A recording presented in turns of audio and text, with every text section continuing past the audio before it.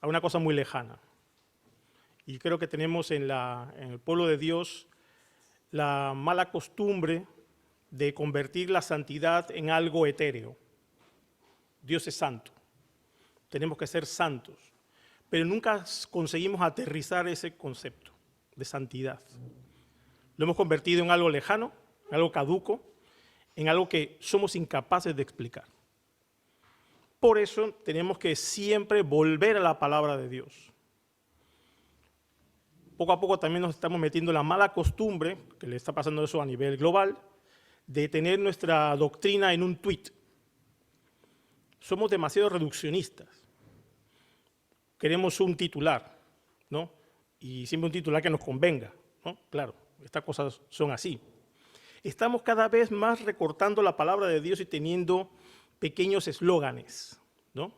Sed santos porque yo soy santo. Pero ¿y eso cómo se hace? Porque si alguien llega aquí al púlpito y dice, no, tiene que ser santo como Dios es santo, y se va, lo que tienes encima es una losa muy grande. ¿Y eso cómo se hace? Sin la santidad, nadie verá a Dios. Y me dice que yo tengo que ser santo porque Dios es santo y no me dices cómo se hace, entonces no veré a Dios. ¿De qué hablamos entonces? Por eso es fundamental que volvamos a la palabra de Dios. Deuteronomio capítulo 23, hemos dicho que es un libro que está entre la justicia de Dios y la santidad de Dios, ¿no? Y esos dos ejemplos, conceptos globales están ahí siempre entrando y saliendo. Pero hay un hilo de grana, por decirlo así, un hilo color rojo, que lo recorre por completo, que es la gracia de Dios también. Otro aspecto que debemos tener en cuenta, ve sumando aspectos, ¿no? Hemos dicho, por un lado, que la santidad se ha convertido en un concepto etéreo, pero por otro lado, nos encantan estos pasajes que tienen mucha letra, para quitarles el espíritu. Entonces nos vamos a las palabras allí, no mira, como el célebre pasaje de la lista, ¿no? De animales que comer y no comer. Bueno, ¿y eso qué más da? ¿Qué hay del carácter de Dios en esa lista? Y ese carácter de Dios, ¿qué me dice a mí que debo hacer? Esa es la clave del estudio de la palabra de Dios. Y en esta mañana tenemos un pasaje un poquito así, de esto que es como una patata caliente, ¿no? ¿Qué hago yo con este pasaje ahora, no? Y casi podemos tacharlo, ¿no? No sé si habéis visto alguna vez los registros secretos de la CIA o del FBI o del CNI. ¿Habéis visto alguna vez? Yo tampoco. Me hago interesante. Hay muchas cosas que están subrayadas, ¿no? Y ponen no clasificado, ¿no? Y hay unos que tú pides, dame el archivo del asesinato de Kennedy. Está todo tachado. Digo, no, pues yo quiero saber eso, ¿no? Está clasificado. Muchas veces tenemos con la palabra de Dios algo así. Está todo clasificado. Mejor pasamos de esto, que no se sepa, que no se sepa, que no se vea. ¿Qué tiene que decirnos la palabra de Dios a nosotros hoy? Vamos a hablar del Dios santo y el pueblo santo de Dios, cómo manifestar la santidad en la vida diaria, porque de eso se trata. Dios es santo. Y si nosotros somos santos, ¿cómo aplicar esa santidad en la vida diaria? Vamos a leer Deuteronomio 23 y a ver qué dice este pasaje tan pasaje, vamos a decirlo así, ¿no? Para no calificarlo. No entrará en la congregación de Jehová el que tenga magullados los testículos o apuntado su miembro viril. No entrará bastardo en la congregación de Jehová, ni hasta la 10ª generación no entrarán en la congregación de Jehová. No entrará amonita ni moabita en la congregación de Jehová, ni hasta la 10ª generación de ellos no entrarán en la congregación de Jehová para siempre, por cuanto no salieron a recibir con pan y agua al camino cuando salisteis de Egipto, y porque alquilaron contra ti a Balaam, hijo de Beor, de Petor, en Mesopotamia, para maldecirte. Mas no quiso Jehová tu Dios oír a Balaam, y Jehová tu Dios te convirtió la maldición en bendición, porque Jehová tu Dios te amaba. No procurarás la paz de ellos, ni su bien en todos los días para siempre. No aborrecerás al edomita, porque es tu hermano. No aborrecerás al egipcio, porque forastero fuiste en su tierra. Los hijos que nacieren de ellos en la 3ª generación entrarán en la congregación de Jehová. Fin de la primera parte. Segunda parte. Cuando salieres a la campaña contra tus enemigos, te guardarás de toda cosa mala. Si hubiera en medio de ti alguno que no fuere limpio por razón de alguna impureza acontecida de noche, saldrá fuera del campamento y no entrará en él. pero al caer la noche se lavará con agua y cuando se hubiere puesto el sol podrá entrar al campamento.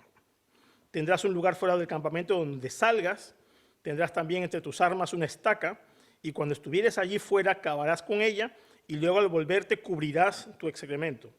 Porque Jehová tu Dios anda en medio de tu campamento para librarte y para entregar a tus enemigos delante de ti. Por tanto, tu campamento ha de ser santo para que él no vea en ti cosa inmunda y se vuelva en pos de ti. No entregarás a su señor al siervo que huyere de ti, de su amo. Morará contigo en medio de ti y en el lugar que escogiere en alguna de tus ciudades donde a bien tuviere, no le oprimirás. No haya ramera entre los hijos de Israel, ni haya sodomita entre los hijos de Israel. No traerás la paga de una ramera ni el precio de un perro a la casa de Jehová tu Dios por ningún voto, porque abominación es a Jehová tu Dios todo lo uno, tanto lo uno como lo otro.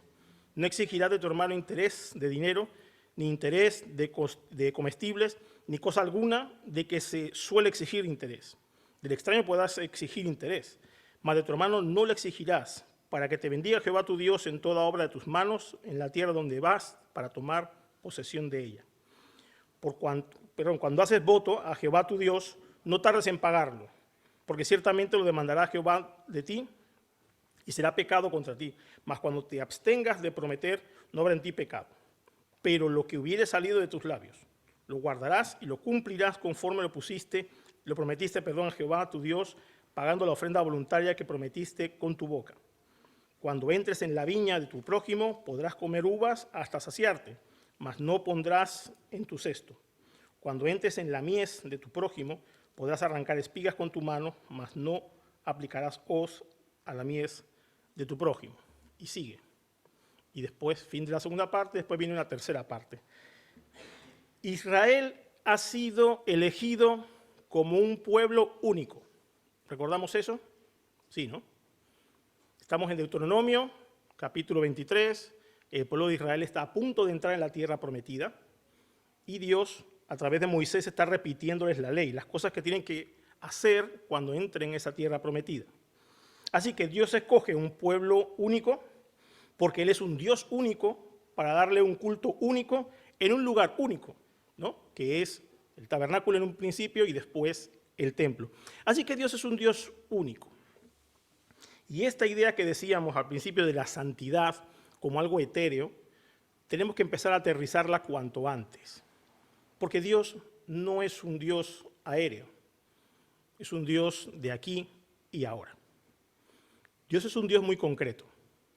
Porque si esto fuese un tipo de filosofía, eso que sí que es etéreo, eso que sí razonablemente con los textos antiguos en la mano podíamos decir, lo dijo Platón o no lo dijo Platón, pero estos son textos que son fiables.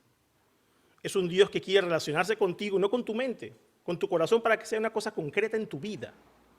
Por eso, podríamos hacer un paréntesis, no nos gusta Dios, por lo menos el Dios de la Biblia, porque es un Dios que se mete en la vida de uno.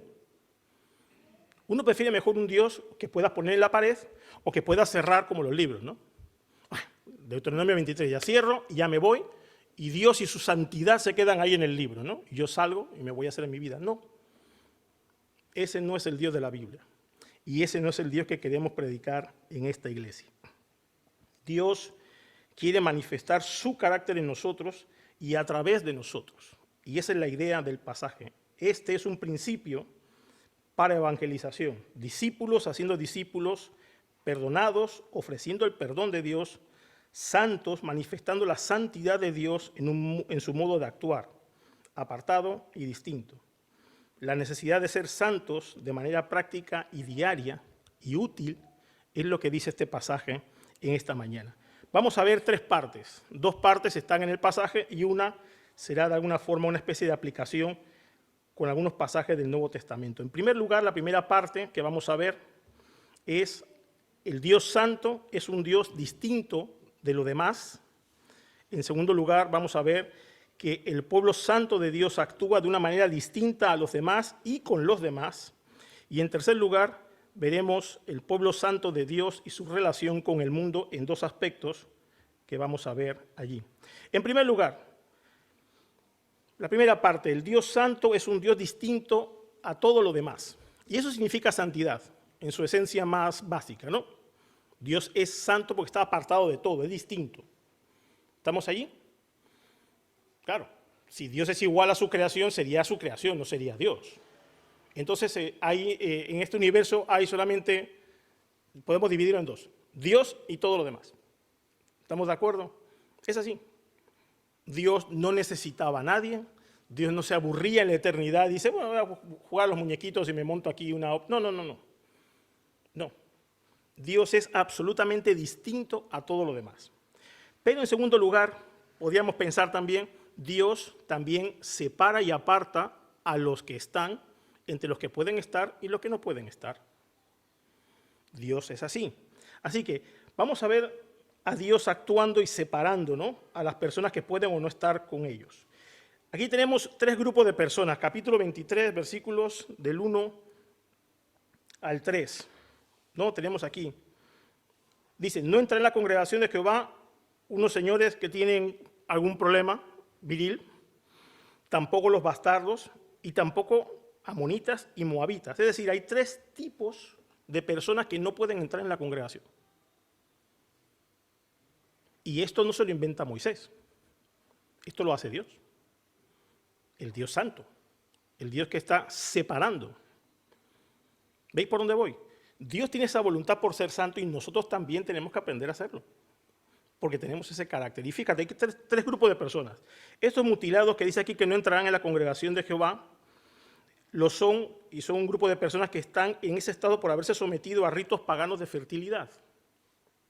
No se trata de que alguien haya tenido un accidente, no es una cosa natural. Es algo que alguien ha buscado en contra de Dios y lo que Él ha revelado para su beneficio fuera de la voluntad de Dios. Esos no pueden entrar en ese contexto en el que estamos hablando. En segundo lugar, los bastardos.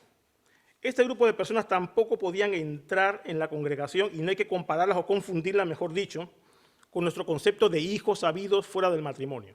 ¿No? No, eso no tiene que ver.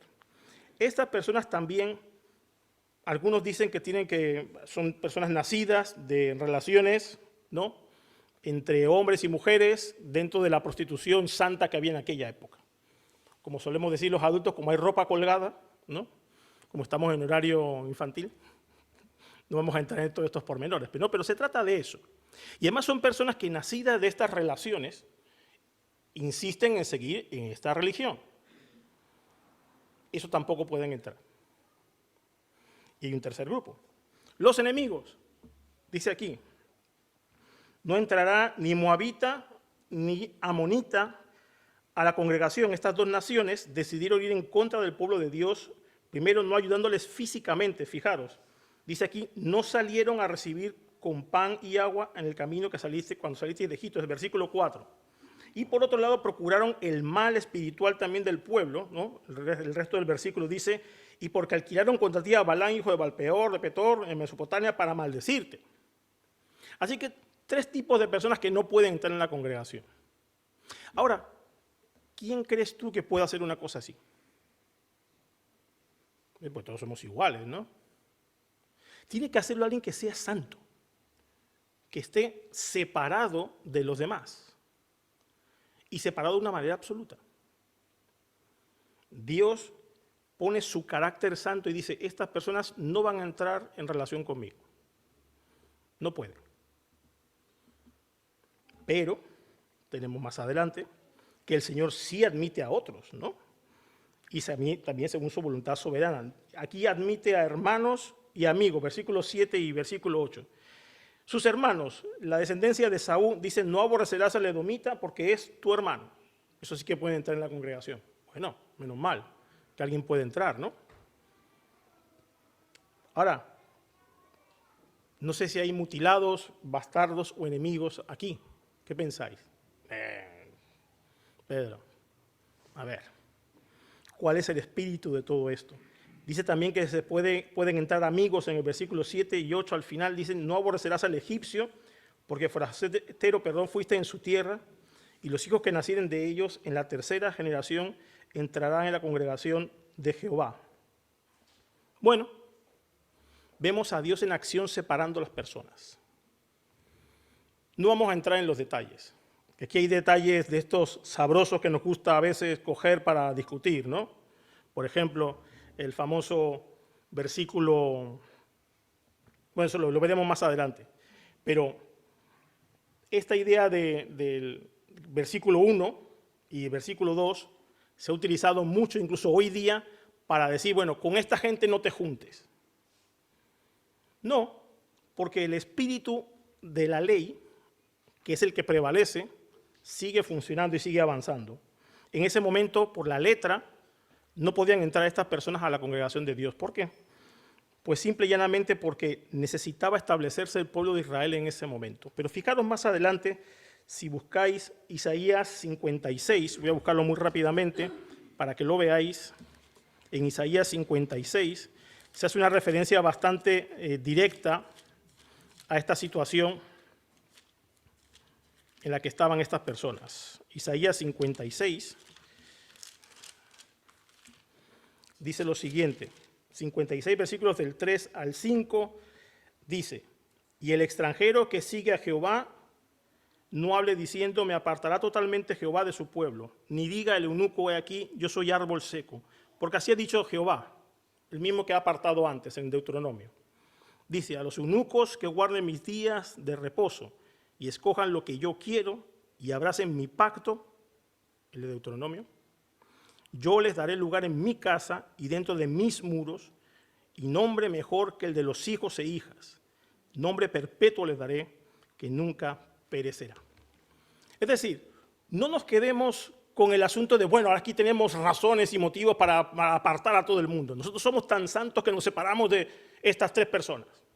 No. El pueblo de Israel en ese momento necesitaba apartarse de estos enemigos para poder progresar.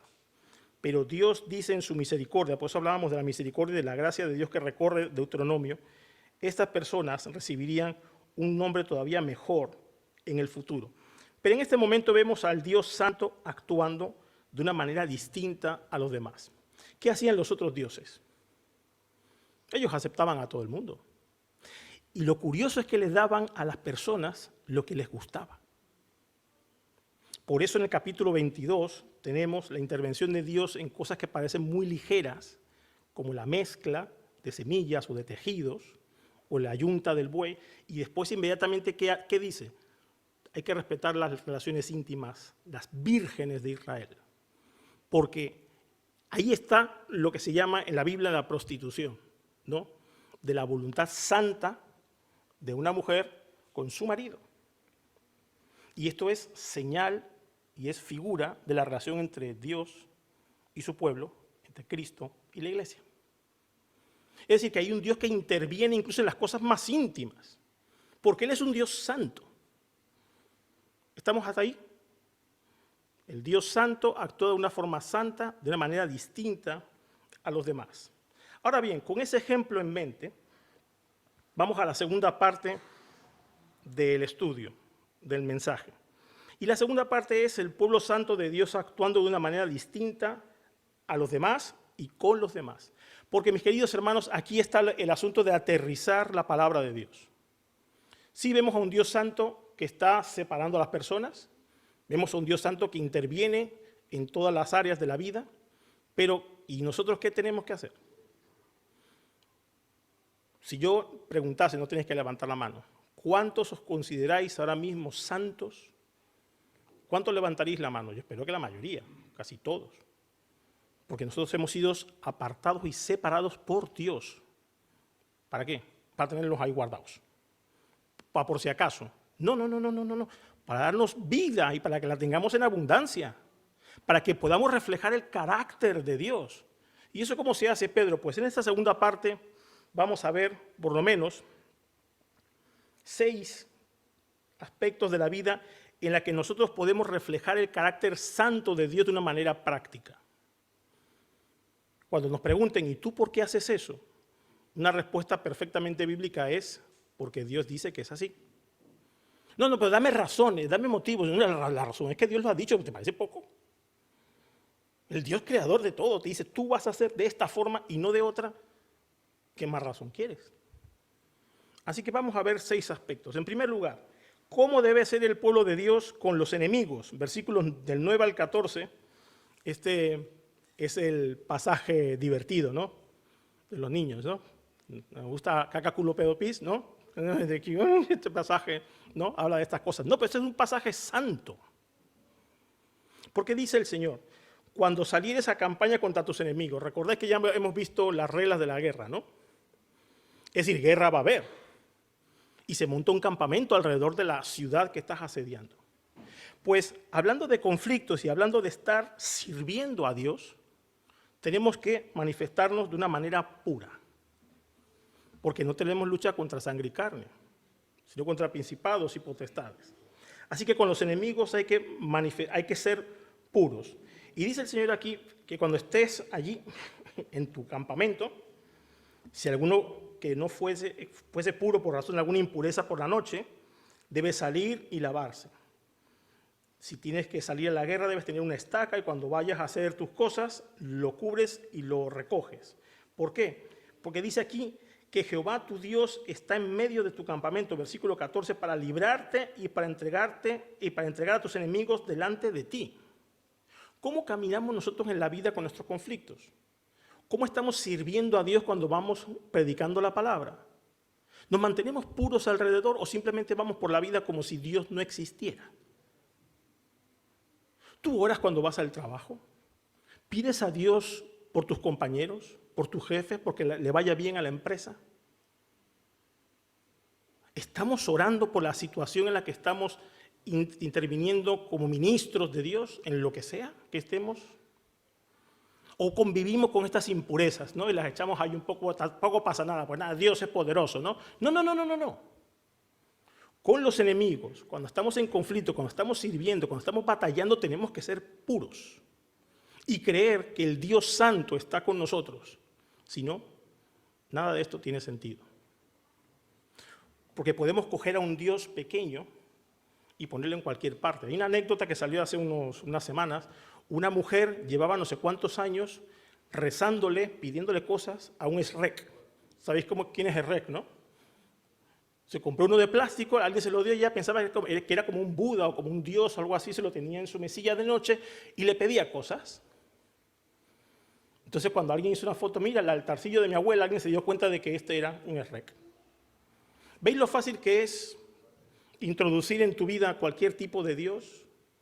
¿Cómo es fácil que nos vayamos directamente por el despeñadero de la poca santidad? Con los enemigos tenemos que ser puros. En segundo lugar, con los de afuera debemos ser compasivos. Fijaros en los versículos 15 y 16, otra manera muy práctica de caminar por la vida. Dice, no entregarás a su señor al siervo que huyere a ti de su amo. Y dice más, morará contigo en medio de ti, en un lugar que escogiere, donde bien no le tuviere por vivir, y no lo oprimirás. La costumbre de aquellos pueblos era que si había algún otro esclavo que se lo pillaban para ellos, o se lo devolvían, o se lo volvían a vender al amo. Pero lo que tenía que hacer Israel es una cosa totalmente revolucionaria. Si esa persona llegaba a Israel, a la asamblea de Dios, hay que darle un sitio en la gracia de Dios. Hay que acogerle. Hay que darle un sitio y no oprimirle por ser distinto. ¿Os gusta Ruth capítulo 1? ¿Qué le dice Ruth a Noemí? No me ruegues que te deje ni me aparte de ti. ¿Y qué dice al final? Tu pueblo será mi pueblo y tu Dios mi Dios. Si nosotros no estamos dispuestos a abrir nuestro corazón a otros, estamos perdidos. ¿Qué gracia de Dios es esa? Eso es ser santo. El Dios santo te llamó. Te trajo de las tinieblas a su luz admirable. ¿Y tú no abres tu corazón? Qué terrible error cometemos muchas veces cuando pensamos en que los demás no merecen nuestra compasión, porque parecen diferentes. Y no de raza, ni de piel, ni de nacionalidad, sino de formas de pensar, de formas de ver el mundo, de formas de ver a Dios. Con los demás debemos ser, con los de fuera, debemos ser compasivos. En tercer lugar, con el de arriba, debemos ser reverentes. Versículos 17 y 18. Dice aquí, no haya ramera entre las hijas de Israel. Esto tiene que ver con el capítulo 22. las vírgenes de Israel. Ni haya perro de entre los hijos de Israel. No traerás la paga de una ramera ni el precio de un perro a la casa de Jehová tu Dios por ningún voto, porque abominación es a Jehová tu Dios tanto lo uno como lo otro. Este es uno de esos pasajes que les gusta a la gente torcerlos para convertirlos en otra cosa. Lo fundamental aquí, mis queridos hermanos, y esta es la santidad de Dios, esta es la reverencia que tenemos que tener de parte de Dios, no puedes traer a la iglesia el dinero, por ejemplo, de un soborno. Bueno, vamos a arreglar la iglesia y vamos, bueno, yo lo que pasa, bueno, he traficado un poquito ahí con el tabaco y bueno, lo que me voy a dar mi diezmo. No es que soy sicario y como he matado a 2, pues mira, la mitad la traigo para la iglesia. No, ¿qué dices? ¿De verdad? ¿Vas a traer un dinero de mentira delante de Dios? Por eso dice aquí que esta idea que había también en aquellos pueblos, de esta prostitución santa que estaba en el templo, ¿no? Gente que vendía su cuerpo y sacaba dinero. Bueno, de ese tráfico de mi cuerpo yo voy a ofrendar a Dios. No, Dios no necesita tu dinero que es inmundo. Seamos, mis queridos hermanos, reverentes con lo que traemos a la presencia de Dios. Muchas veces se nos olvida esto. Bueno, Señor, tú entiendes. No, precisamente porque Dios entiende, cuidado. Como citamos muchas veces aquí, hay que tomarse a Dios en serio. Por mucha misericordia y gracia bajo la cual vivimos, Dios sigue siendo santo. No traigas tu presencia aquí, si no vas a estar aquí con nosotros, entre nosotros y delante del Señor. No podemos venir a la iglesia perdonándoles la vida al resto. Tenemos que venir en amor, buscando la mutua edificación. Muchas veces nos perdemos en la idea del dinero y de las cosas que podemos hacer. Tiene que ver también con nuestro corazón. No, mis queridos hermanos, no se trata de que yo te imponga a ti lo que pienso, lo que creo. Se trata de traer delante de ti la palabra de Dios que está aquí escrita. No es discutir por la letra, sino vivir bajo el espíritu de la gracia de Dios los unos con los otros. En cuarto lugar, con los de casa debemos ser cuidadosos. Fíjate, versículos 19 y 20. Dice la palabra de Dios, no exigirás a tu hermano interés de dinero. Bueno, el tema de la pasta, ¿no? Es interesante. El pueblo de Israel, entre ellos no se podían exigir interés, pero sí con los de fuera, ¿no? Hay que hacer el bien a todos, dice la palabra de Dios, y mayormente, ¿a quién? A los de la familia de la fe. La idea era que en Israel nadie muriese por lo menos de hambre. Tú tienes una necesidad para poder salir adelante, yo te presto y no te cobro interés. Ahora, tú no eres de la congregación de Dios, pues te tengo que cobrar intereses a ti. Ahora tampoco se trata de machacar al que de fuera, ¿no? No es eso. La idea es que esa santidad práctica nosotros estemos pendientes de lo que los demás necesitan y estemos dispuestos a dar. Pero nosotros no somos cuidadosos la mayoría de las veces con los de casa. Lo que hacemos es machacarles más. ¿Sabes por qué es fácil machacar al que está en tu casa? ¿Sabes por qué es peor verme a mí todos los defectos? ¿Sabes por qué es más fácil, perdón? Porque estoy cerca. Vienen otros de fuera, ¡ay! Nuevo, ¿no? Claro, sí, claro. Muchas veces los chicos cuando se quedan en casa de otros padres vuelven a casa y dicen, pero en casa de fulanito hay un montón de... Claro, la casa de los demás siempre es más guay. ¿Sabes por qué? Porque allí no están tus padres. Claro. Sí. Cuando hablan entre ellos, no, pues mi instituto casi no ponen exámenes. Oh, mamá, cámbiame de instituto. Yo quiero uno, ese es mejor. Claro. Te es más difícil perdonarme a mí porque me ves todos los domingos. Pero si viene aquí David Burt o José de Segovia, nuestro hermano Tim Keller que ya no está con nosotros. Oh, Tim Keller, ¿cómo predica? Claro, pues estás harto de verme todos los domingos. Nosotros tenemos que cuidar a los de casa de una manera especial. ¿Sabes por qué también? Y esa es la parte de la responsabilidad nuestra, porque sabemos de qué pie cojean. Sabemos que les duele. Y si tú no eres capaz de ver lo que me duele y yo no soy capaz de ver lo que te duele, no sé qué hacemos aquí. Esa es la santidad práctica. El Dios Santo nos llamó de las tinieblas a su luz admirable para transformarnos Y si estamos aquí los unos con los otros, ¿qué necesitamos entonces? La mutua edificación. Tenemos que ser cuidadosos.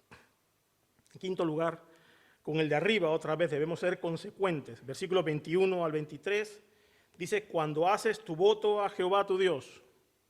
Bueno, lo que dice aquí básicamente es que si prometes, cumple. Y es mejor que no prometas. Y tú dices, no, pero eso es un poco cobarde, ¿no? No, piensa por un momento. ¿Qué necesita el Dios creador del universo de nosotros? ¿Qué puedes prometerle tú a Dios para que Él tuerza su voluntad, ¿no? Y Él cambie y tú se lo das. Mía es la tierra y su plenitud, dicen los salmos. No tengo necesidad de nada. Y Isaías dice, yo lo que quiero de vosotros, ¿sabes qué es? Vuestro corazón. Ni fiesta, ni nada. Yo no quiero nada. No quiero ni una ofrenda. Si todo es mío. Ven a mí. Eso es lo que el Señor quiere. Y muchas veces cometemos este error. Señor, yo te prometo, pero bueno, si prometes, cumple. Si no, como dice en Proverbios y como dice también en Eclesiastés, estamos dando la promesa de los necios. ¿Para qué prometes si sabes que no vas a cumplir? Tengamos cuidado, seamos consecuentes con lo que le prometemos a Dios, porque Dios nos ve. Muchas veces he escuchado a lo largo de mi vida cristiana en las iglesias, ¿no? Cuando estamos haciendo cosas, ¿no? Bueno, el Señor sabe, ¿no? Bueno, tampoco hay que esforzarse mucho. No, espera. Precisamente por eso, si hemos prometido ser excelentes, seamos excelentes. Porque Dios ve lo que hacemos. Esa es la santidad práctica que tenemos que hacer. Y en último lugar, en sexto lugar, con los que nos ayudan debemos ser respetuosos. Versículos 24 y 25. Esto es muy elocuente, muy interesante. Cuando entres en la viña de tu prójimo, tu vecino, tu amigo, el que vive al lado de ti, podrás comer uvas hasta saciarse, pero no pondrás tu cesto. Cuando entres en la mies de tu prójimo, podrás arrancar espigas con tu mano, mas no aplicarás hoz a la mies de tu prójimo. Atención para los que somos ayudados. Respeta al que te ayuda. Tenemos que calibrar bien que los recursos no son eternos, que nuestras necesidades tienen que responder a lo que se nos puede dar y no se puede abusar del que nos da. De esta ley, ¿sabes quién se benefició? Una moabita, que estaba proscrita para entrar en el pueblo de Israel, que gracias a la progresión de la gracia de Dios, dice también, yo no estaré enfadado siempre. Y Ruth, la moabita, fue a recoger espigas, ¿recordáis? Porque esta ley estaba puesta de antemano para que esa mujer que iba a traer la descendencia de ¿quién? Del Hijo de Dios, pudiera satisfacer su necesidad. Pero ¿qué hubiese pasado si Ruth dice, chicos, venid para acá, vamos a coger aquí y mete la hoz? ¿Qué habría hecho vos? Oye, chica, ¿dónde vas? ¿Te llevas todo?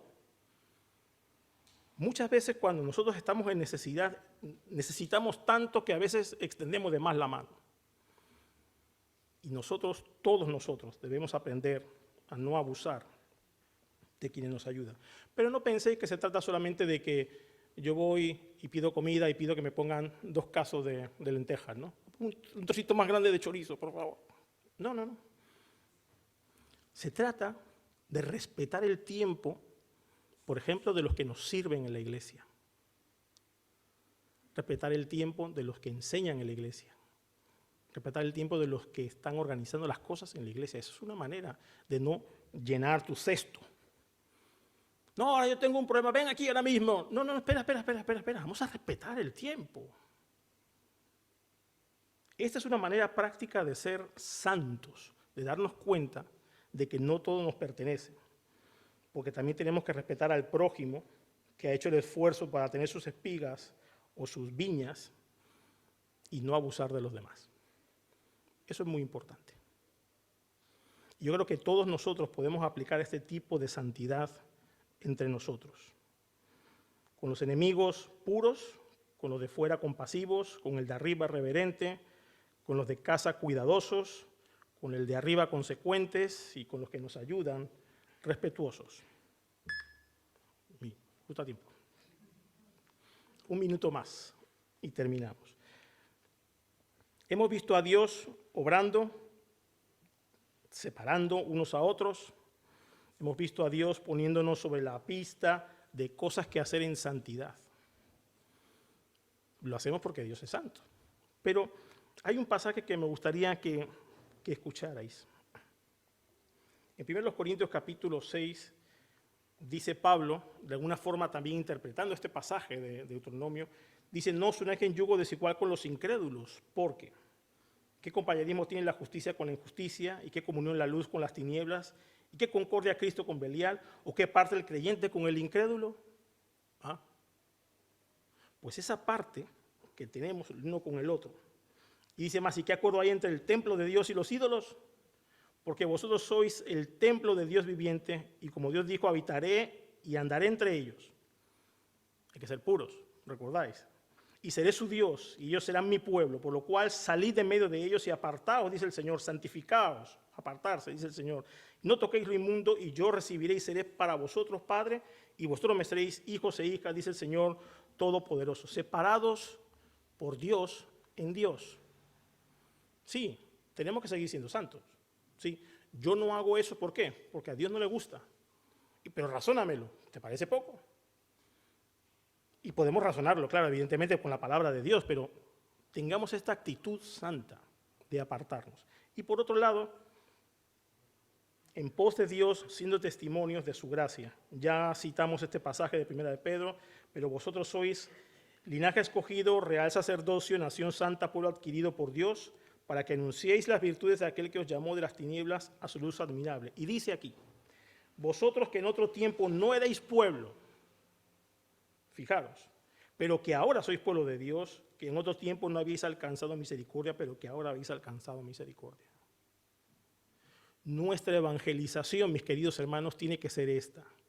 Dios me llamó a mí de las tinieblas a su luz admirable, también te llama a ti.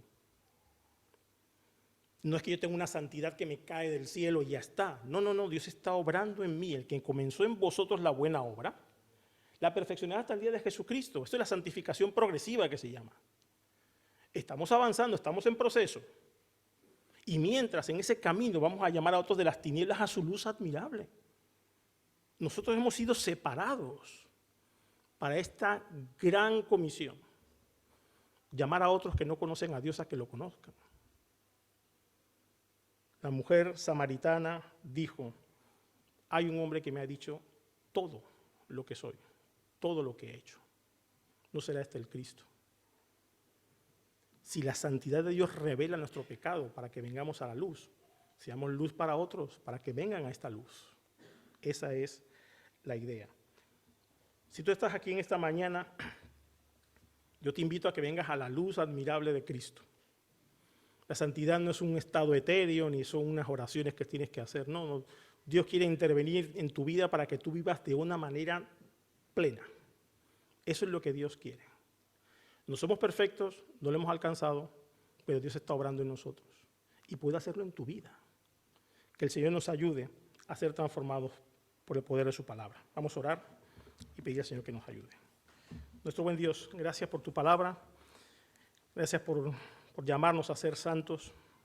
Qué complicado es, qué difícil es caminar en esta palabra, pero te pedimos que tú nos ayudes. Gracias, Padre, por el Espíritu Santo que habita en nosotros y que nos llama, que nos empuja, que nos impulsa. Gracias, Señor, por lo que nos das y te pedimos que nos despidas con tu paz en el nombre de Jesús. Amén.